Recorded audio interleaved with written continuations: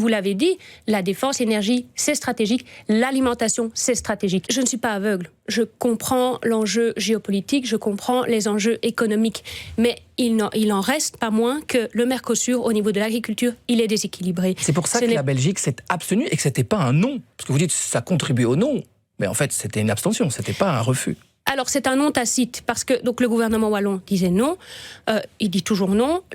Au niveau fédéral, vous avez des partis qui étaient contre, le MR, les engagés, mais vous aviez d'autres partis qui étaient pour. Et donc, c'est pour ça qu'il y a une abstention. Mais c'est un oui de moins pour atteindre la majorité qualifiée. Donc, parce qu'il y a l'industrie agroalimentaire derrière ?